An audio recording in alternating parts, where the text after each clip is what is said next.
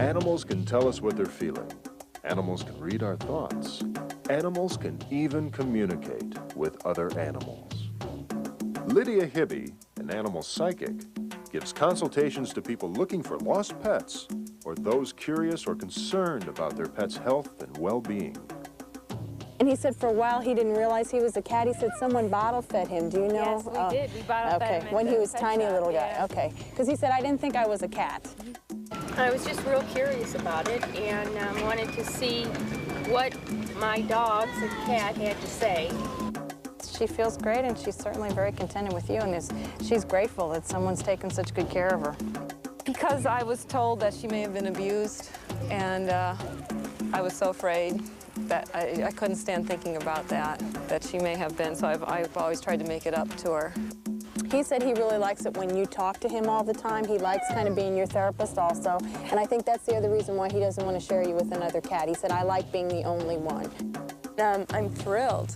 I'm really impressed, you know, at the information, and so much of it seems to just really fit. And then there were some surprises, too, that I'm really glad to know about. The only abuse that she said that she dealt with was someone who was very angry all the time, and they yelled a lot. So if someone raises their voice, which she said you haven't really had to do. I'm very happy to have gotten her. And to know that she's mentally stable is, is good news. I am relieved. I'm very relieved. Even Stacy Patterson, a falconer with South Bay Wildlife Rehabilitation Center, uses animal psychics with birds of prey. Now what I found when I started working with the birds, the injured ones, is they would be so stressed out in captivity. They wouldn't know why we were there, what we were doing with them, why they were caged. And I felt this real helplessness about not being able to assure them. And I realized at that time that I had to do something extrasensory, something paranormal, but I didn't know what that meant. And he was living with me, but the problem I had was he screamed. And he screamed incessantly. And he would start screaming at the first thing in the morning and go all day. So I was considering letting him go. Her frustration with Rhett led her to take a workshop with Carol Gurney, an interspecies communicator. And that afternoon, we actually got quiet, sat down, meditated with Rhett, and everyone was just basically awestruck with their feelings about Rhett. He came across as an extremely powerful bird. And we all got messages about balance. The Rhett's message was about balancing our male and female energies, balancing our intuition with our action. Since then, Rhett's become calm and quiet. Veterinarian Kathleen Carson from Coast Pet Clinic doesn't doubt the value of psychic communication with animals. In fact, she highly recommends it. Because most people are just so agonized when the euthanasia decision comes up of, you know, they have to play God, and they don't want to play God. How can they decide if their animal is to live or die?